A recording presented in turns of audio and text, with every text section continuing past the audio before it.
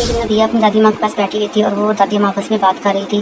ان کے گھر بلی کا ایک بچہ آیا. نبیہ نے اس بلی کے بچے کو دھکا دیا اور اس کو مارا، لیکن دادی ماں پاس ہی بیٹھی ہوئی تھی، یہ سب دیکھ رہی تھی. دادی اماں نے نبیہ کو اپنے پاس بلایا اور پیار سے سمجھایا کہ جانوروں کے ساتھ اچھا سلوک کرتے ہیں، ان کو تکلیف نہیں پہنچاتے. ہمارے پیارے نبی کریم صلی اللہ علیہ وآلہ وسلم جانوروں سے ہمیشہ اچھا سلوک کرتے، وہ انہیں کبھی نہیں تکلیف پہنچاتے، اور جو تکلیف پہنچاتا اس کو بھی ہمیشہ منع کرتے اور کہتے کہ جانوروں سے اچھا سلوک کریں، ان کو کھانے کے لیے دیں، کیونکہ ان کے اندر بھی احساس ہے. آپ صلی اللہ علیہ وسلم سب کے لیے رحمت تھے. آپ صلی اللہ علیہ وسلم نے اللہ تعالیٰ نے ہمیں ہر مخلوق پر رحم کرنے کا حکم دیا ہے. نبی کریم صلی اللہ علیہ وسلم کا بے زبان پر رحم کرنے کے لیے جو سلوک ہے وہ بے مثال تھا. آپ صلی اللہ علیہ وسلم نے جانوروں کے ساتھ اچھا سلوک کرنے پر رحم کرنے کا حکم دیا ہے. ایک دفعہ ایک صحابی رضی اللہ رحمۃ اللہ علیہ صحابی رضی اللہ عنہ صلی اللہ علیہ وسلم کی خدمت میں حاضر ہوئے. ان کے ہاتھ میں کسی پرندے کے بچے تھے. آپ صلی اللہ علیہ وسلم نے بچوں کے بارے میں پوچھا تو صحابی نے عرض کیا، میں ایک جھاڑی کے قریب سے گزرا تھا تو ان بچوں کی آواز آ رہی تھی، میں نے اٹھا لایا.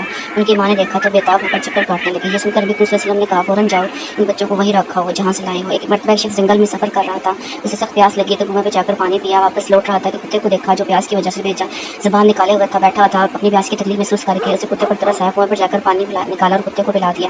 جب یہ بات نبی صلی اللہ علیہ وسلم کے علم میں آئی تو آپ صلی اللہ علیہ وسلم نے ارشاد فرمایا، اللہ تعالیٰ نے اس کے عمل کو پسند کیا، اس کی بخشش فرما دی. ان واقعات سے ہمیں یہ سبق ملتا ہے کہ ہم جانوروں کے ساتھ اچھا سلوک کریں. ہمیں چاہیے کہ ہمارے ارد گرد جو بھی جانور ہیں ان کو بالکل پریشان مت کریں، اور جو پریشان کر رہا ہو اسے روک دیں. بعد نبیہہ نے دادی اماں کی بات مانتے ہوئے اس بلی کے بچے کو اپنے پاس رکھ لیا اور اس کو کھلایا پلایا، اور اس کے بعد کبھی کسی جانور کو پریشان نہیں کیا. دادی اماں